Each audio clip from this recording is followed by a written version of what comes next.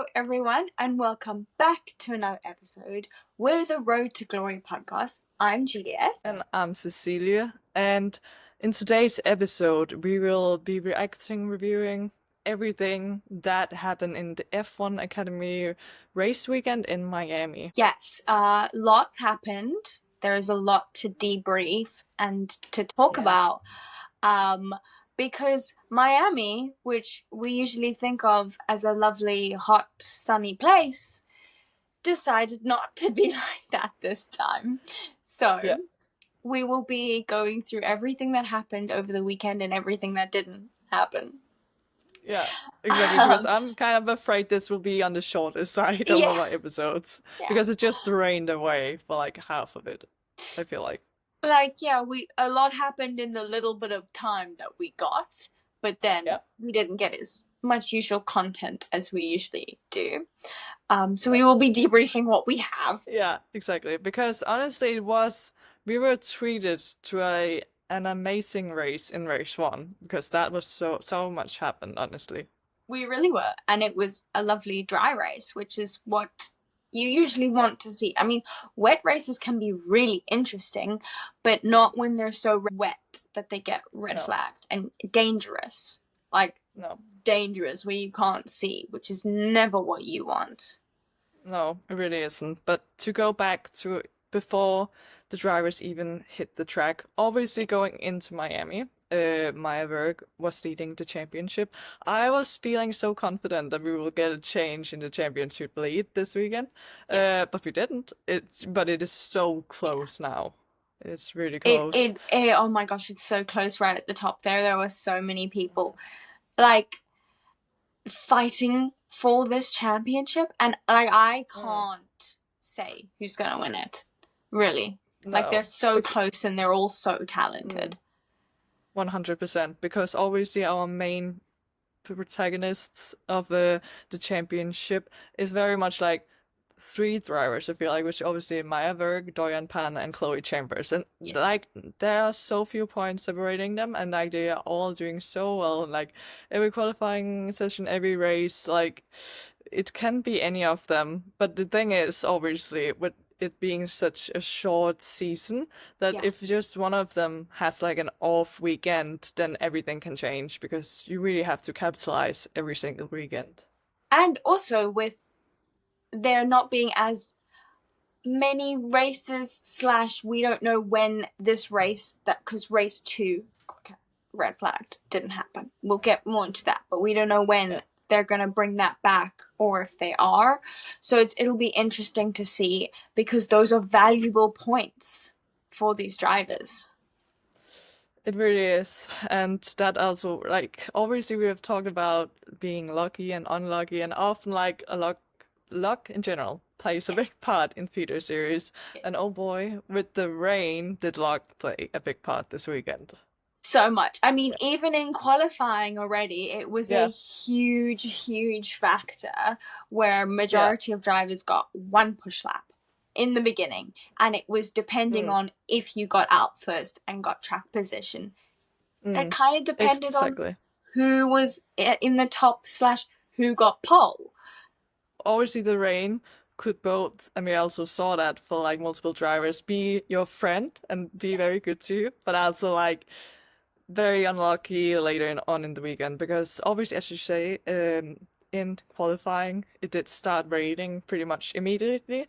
So if we talk about, obviously, if you're new here to the podcast, we have a luck-o-meter for every race weekend, where we talk about the luckiest driver on scale and the unluckiest drivers or teams. And obviously, talking about qualifying, we have seen this in multiple different race weekends across series, that the team that are the first ones out of the pit lane, essentially the last team in the pit lane, that are right by the pit lane exit, they obviously got an advantage, which was this time around was Campos. And we also saw two Campos drivers putting in pole and second place. Exactly. So that was great. Yeah, because they could get out first. So they could get laps in before the rain really started to fall and disrupt those fast lap times. So I mean, that's really lucky for them. And we got Chloe Chambers on pole, and listening to her radio, she was like, "This is, this is not how we want to get pole. Obviously, No. like, still happy for it, but obviously, as a driver, you don't want to get pole just because you were the first person to put a good lap out there and no one else really could. You want to get it because you were the fastest in the field, Yeah, But I mean, obviously. it was still good for her. Yeah, and I was so happy to see Chloe on pole, obviously also because it's her home race. So Exactly. everything just looks great from there. And I also know, like, obviously, as you say, she said it wasn't how she wanted to take pole with Yeah. the rain stopping a lot of people from putting in good laps. But I also, like, I think there was some kind of drama, not really, because I feel like all the drivers are very chill around each other. But, like, I believe Chloe actually did overtake Alicia Palmowski on track before they put in their laps, so like she could be the first one to like put in the Ooh. lap. I feel like Chloe has like the drive this Mm, season. Like yeah, she is there to win it. And she I is. mean, as a returning driver, as we've mentioned before in other Mm, episodes, this is her last time. This is her yep. last shot. So I feel like she is charging for the championship win. And Mm, I mean, I'm backing all of them, but in this context, mm. I'm cheering for Chloe. Yeah. Honestly, I am so conflicted as well, and like who I want to see win the championship by the end, because there's so many amazing drivers, and like I wouldn't be mad about like any of them No, winning. same. Yeah, they're I'm all putting really in interested incredible to jobs. see. Sorry, what did you say? Oh, I just said that they're all doing incredibly, so it's fair game to whoever ends up winning it, honestly. I'm interested to see who wins, and then I'm also interested to see, because obviously these top three, it's their second season. I'm interested to see Mm, where they go afterwards, even if they yeah. don't win, Mm, because we've been seeing a lot of drivers going to GB3, and I mean, Abby's there, who won last year. She got her fully funded seat, but then we also have Bianca Bustamante there, just by mm, herself. She also didn't get a full funded seat, so it seems no. like that is a bit of a general progression, or like Mm. Freka, but it'll be very interesting to see where they decide to go afterwards. Yeah, because Freka is also definitely an option for them. Obviously, with the first ever season in F1 Academy, it was a Freka seat that was funded to the winner of that year. And also, like, we also already have Doriane Pan racing in Freka Yeah, this season, so she's already there. And I don't think Maya Berg is racing there, but she has done so in the past, so I could yeah, very much see her move back to that series. yeah, like Uh, more full time, do mm, it, and then exactly. progress on from there, because Freka seems like a really good jumping point to go into F3 afterwards. I need Mm. a woman in F3 again, please. Yes. Please. Please let us get a woman, and a woman that actually like get the vision of F1 Academy as well, Yeah. because obviously the only female driver we have had in F3 is like not a person who can understand F1 Academy. Let's No, just put it we that won't way. give her any more attention, No, but no. I want to see a woman back in F3, and oh, the day we get a woman in F2, I will never Yeah, shut up about it. Like, no. never shut up about it. The day we get a woman in F1 is the day I can die Yeah, happy. exactly.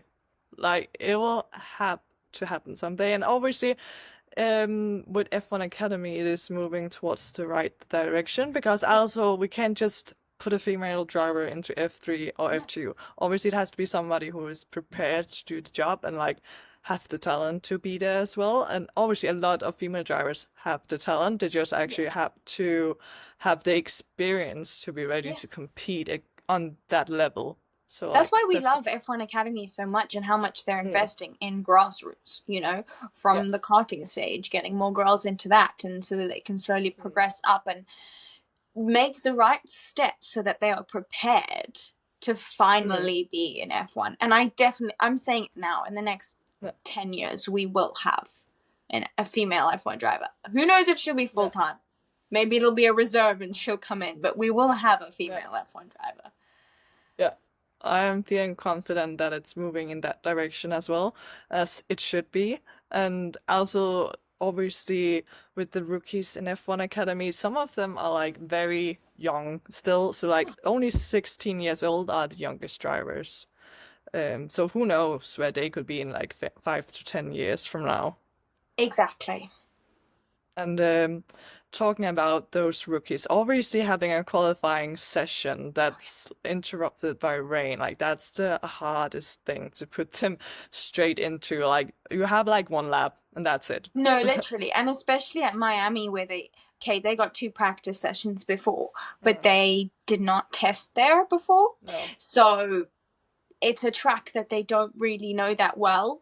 And this is what the returning drivers have above the rookies is they went to Miami last year, so they know the Mm, track better. yeah. And then qualifying, it's like you get one shot. This is Yeah. your only chance.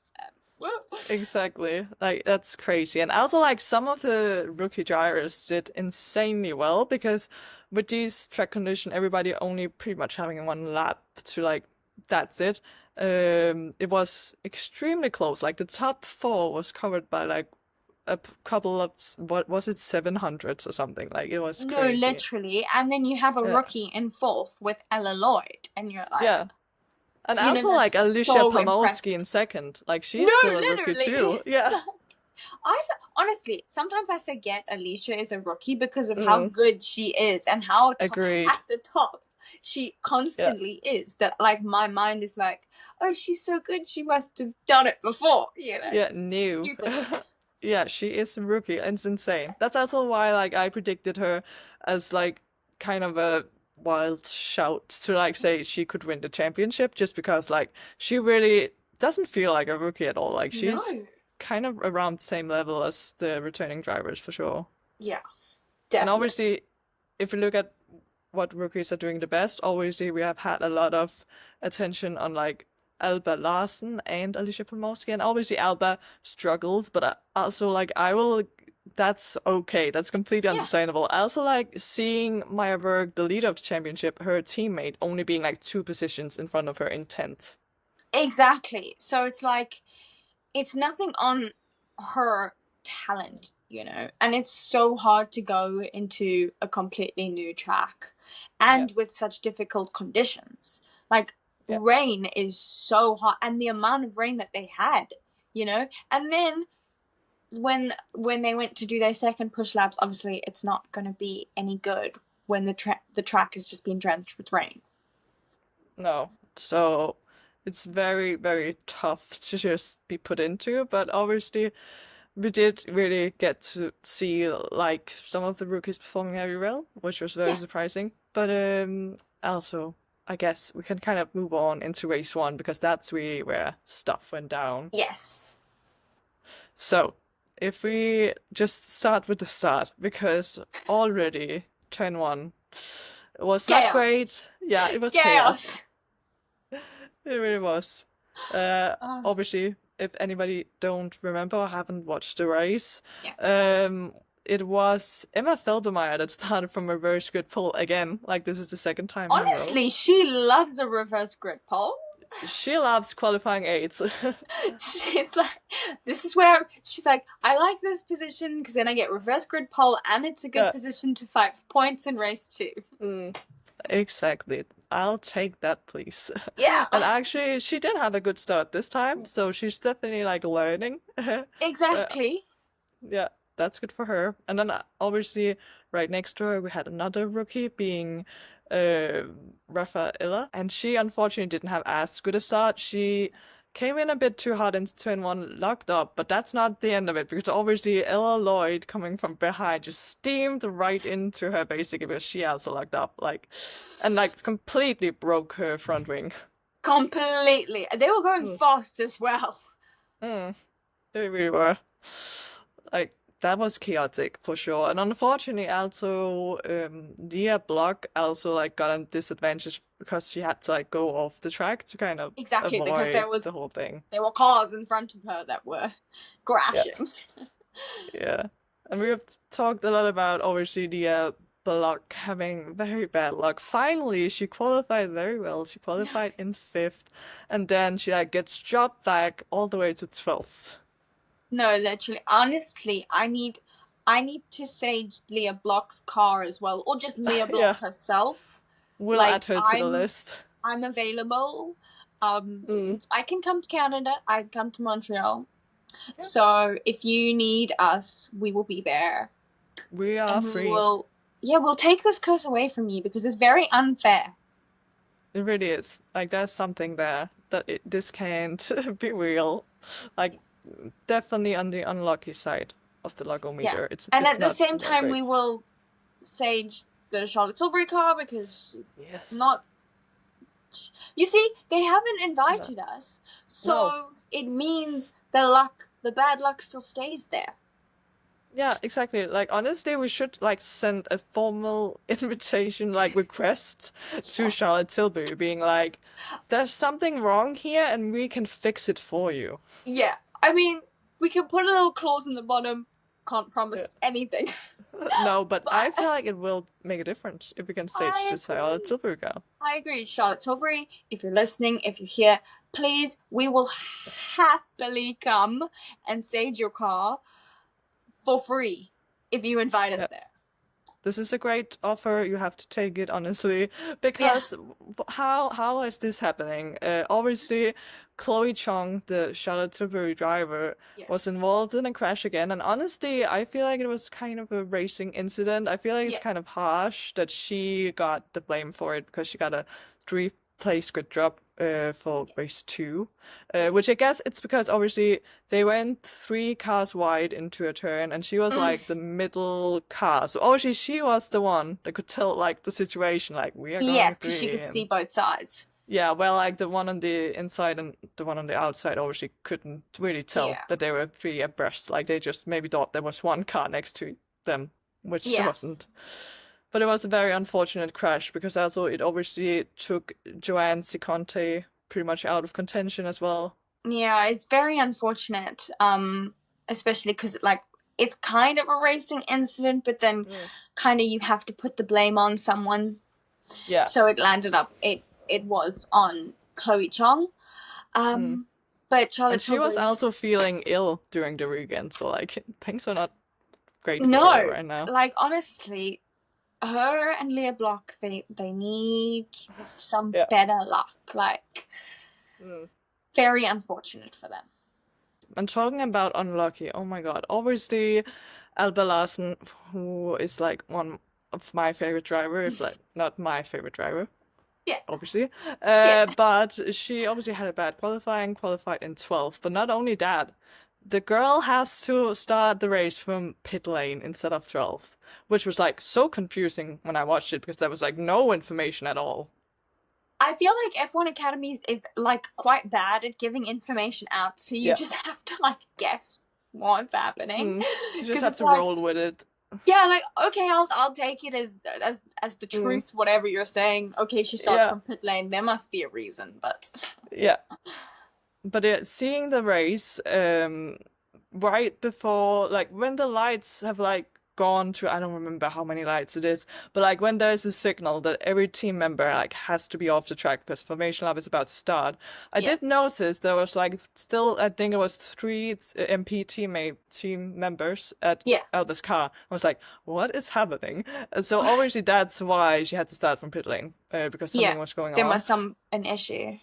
Yeah, I saw like a Danish interview with her, but where it's like the only place I've been able to find anything about it because F1 Academy didn't even mention it in their race review. But apparently it was a battery issue, so she couldn't start the car. So like they had to do something. Yeah, they had to take her off and do it. Yeah. I don't know, with more, because obviously they can only bring a certain amount of equipment onto the grid. So maybe they needed to do it in pit lane where they had more stuff. But that's very, very, very unfortunate. Very, very, very unlucky. Yeah, she is on the unlucky side of Logometer. I'm so mad about it because honestly, I believe she could have like fought into the points because we saw other people like Nina Gardeman who qualified behind her. She really was on a charge going up into the points, and also seeing like Alba starting from the pit lane. Obviously, she did get help by the safety car, so like she could be right at the back Yeah. after that. And like she overtook a lot of drivers. So like on the positive side, she really practiced her racecraft. She really did Exactly. well there. Yeah. So like, but imagining what could have been if she had started 12th. I know. And then also imagine what could have happened in the next race, which we did not even get. Obviously, we talked a lot about bad stuff, all the Yeah. unlucky stuff that Yeah. happened in race one. But I will say that after the whole crash into turn one, it was very chaotic, and then my brain just went, "How is Doriane Pan in second place right No, now?" literally. I was like, huh? How did she Mm, get up there? Because there's so much yeah. going on that, like, you sometimes get lost looking at something and Mm, then you miss what happens. Like, yeah. It was just okay, Doriane, I see you, but yeah, it's Doriane crazy. was like, I'm gonna dominate this race Mm, because you guys have been saying I've not been dominating. So let me yeah, go. But I mean, exactly. um, Emma Felbermeyer did put up a fight. Because, I mean, She she did. had a great safety car restart where she was still Mm, in front. And then Doriane overtook her for P1. And then she was like, no, I'm having that back. I mean, a little bit later, Doriane did overtake her again.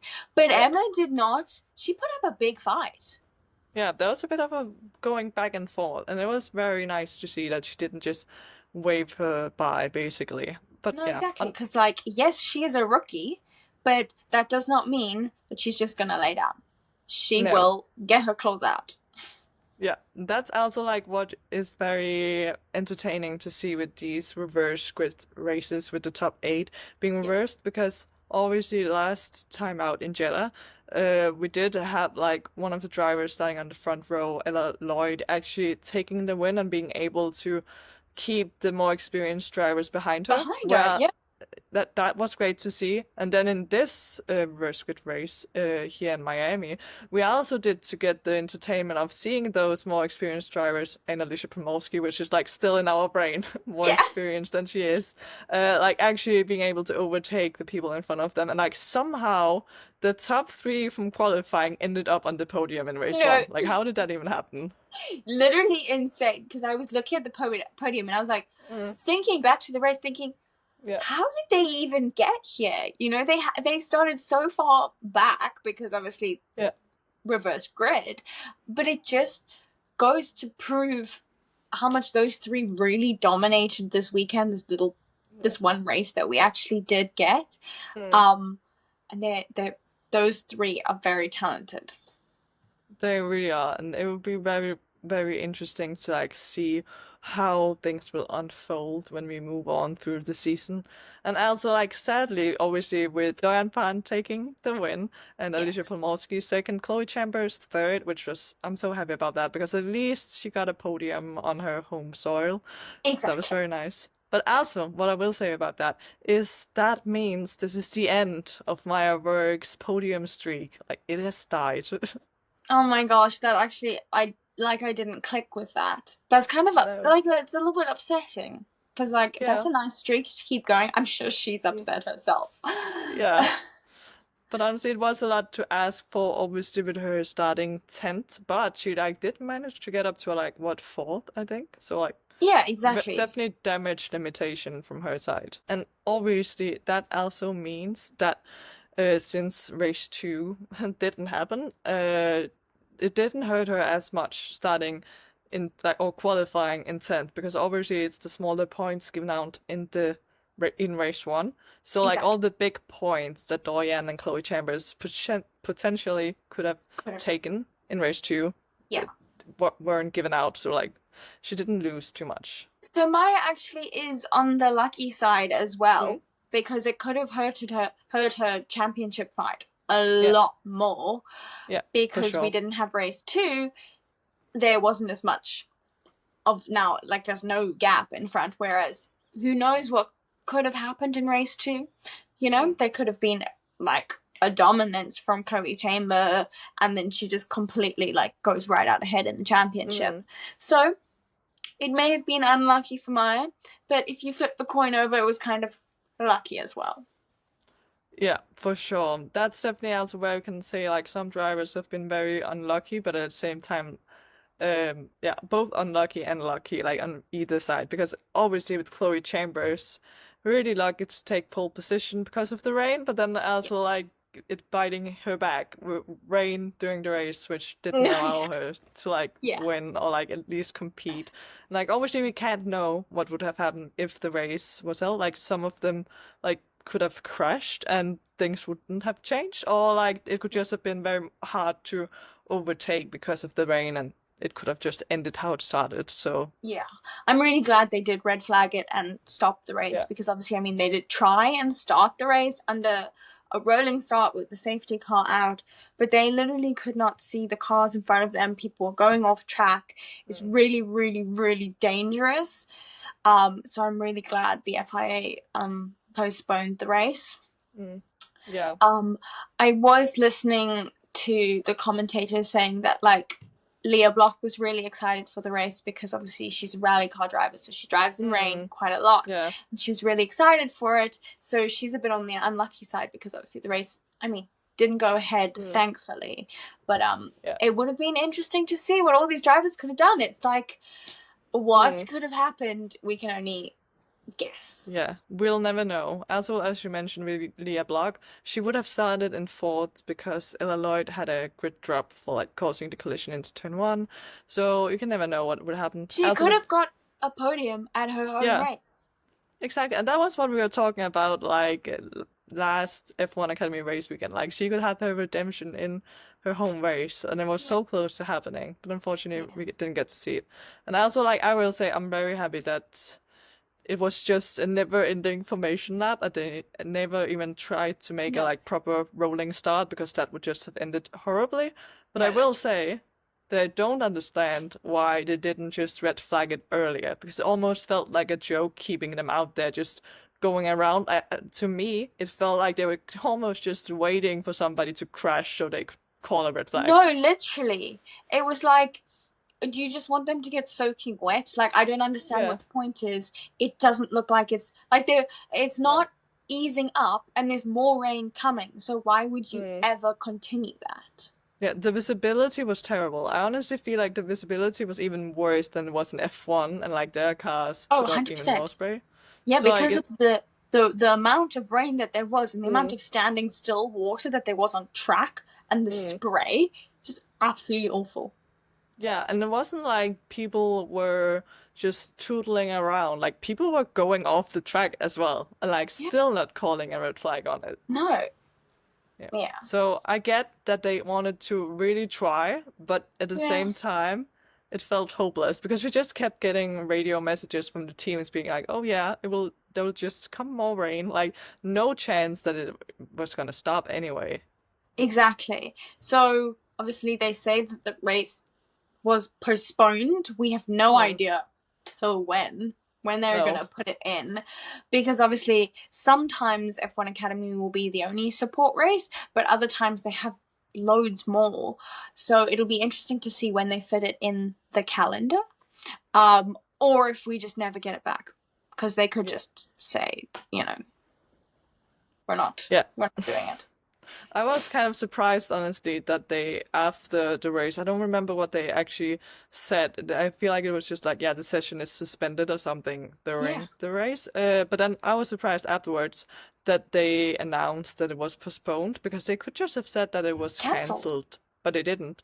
So I feel like they must add a third race in Montreal also because that makes a lot of sense. So that obviously F2 and F3 are not racing there, so like they should be able to fit it in somehow. But it's just weird announcing that it's postponed, but then like not adding any information to it at all with how it will actually work. They have no idea. They're just saying postponed to keep the potential open. But obviously Montreal is the next round that they go to, so it would make sense. But we do have a little bit of a break before Montreal. Yeah, we do. We have a little over a month to go before we'll see F1 Academy back on track. And yeah, I'm very curious to see what they will do about it because, like, with qualifying, will they do like the weird thing they did last season where it's like the second fastest time that will qualify them for like a third race or something? Like, are we bringing that back? Yeah. Uh, who knows? I will be on F1 Academy socials looking like give me more Mm, information, please. yeah, But I guess it'll probably come in the next couple of weeks before Montreal. They should give us before Montreal. Just tell us like what is happening because I yeah, think a lot of people will be questioning. yeah. I'm sure they will at some point. And I feel like, But yeah, at what do you least want to say? we don't have to wait that long for feeder series to be back. That's all. No, because we are soon back in Imola in like already next week. So it's soon we'll get F3 and F2 back, and I'm so Yes, excited for it, honestly. and hopefully the Premier liveries. Yeah, I was about to say so. The Premier Livery will be back, okay? Yeah, it will We be. have to manifest it into existence. We need her Yeah, back. obviously. And it's in Italy, their home track. Like, They of have course they'll race with it. Like, they'll have to. yeah. They will have to. And I feel like the only other thing that we haven't talked about that we can like briefly touch upon is obviously here in Miami, we did have a wildcard driver, Ava Yes. Dobson, that actually, obviously, I've questioned how well any wildcard driver can do because, in general, high tech are very much at the back of the Yeah. field at the moment. But I was impressed that she could, like, she didn't qualify last. Let's just put it that No. way. It was Yeah. unfortunate, though, that she got the 3 race crit drop for both races. So she did start at the back anyway. Yeah. You know what? I loved the livery of the car. Mm. But then when I saw it on track, it was very difficult to tell the difference between her and Leah Block. It was. It looked like a Williams. No, So literally, much. I was like, who is that? Like, because then I was like, oh, is Leah like right? Mm. No, okay, it's Ava. So it's a little bit Yeah. confusing. But it was a Mm. pretty livery, and I like the Williams livery, so I can't complain. Yeah. But the universe was like, these two cars are looking the exact same because also Bad luck. obviously, yeah, but what gave Ava the 3 place grid drop? I believe it was actually Leah that she drove straight into the back of in free practice. So, The cars wanted to be one, yeah, actually. exactly. They They're like, wanted to we merge. look the same, we might as well Yeah. merge. That was my thought. So, very unfortunate for both of them. But yeah, I honestly feel like she did do pretty well. And it will be interesting to see if she gets any opportunity in the future. Obviously, she's driving in GB4 this season, so she's getting some experience from that series as well. It'll be interesting to see if we see her on the grid next year. It will be. But yeah, I guess that is pretty much what happened. I'm actually surprised that we could even talk for this long because like I feel like all that happened was like race one. Like that was it. No, literally. But I mean, honestly, we find a lot to talk about, apparently. We And do. we're very passionate about it, Yeah. clearly. So, very much hope you enjoyed our yabbering and our Yeah. little insights on the one race that we got this weekend. Please, if you're watching this, come back. We have episodes weekly, or if you're listening to this, we have episodes weekly as well. Um, and yeah, next time when we're covering like a race, it'll be in Imola with F2 and F3, but don't worry. I know there's a little bit of time. We will have another episode in between that. Yeah, we'll make sure to get some content out for you. And like, who even knows what it will be? Because obviously, our last week's episode, if you haven't watched that already, Yeah. go check it out. It was rating pretty much all the feeder series like F2, F3, F1 Academy liveries, which people seem to enjoy. So maybe we'll get more random content like that next week. Who knows? Yeah, We haven't planned it yet, but hope you all will enjoy it, whatever we decide on doing. exactly. So wherever you're watching this, wherever, there'll be links to all of our socials. We're pretty much Road to Glory everywhere. You should find us. We have the same logo, so we're quite easy to spot on Yeah. Twitter, Instagram, TikTok, whatever.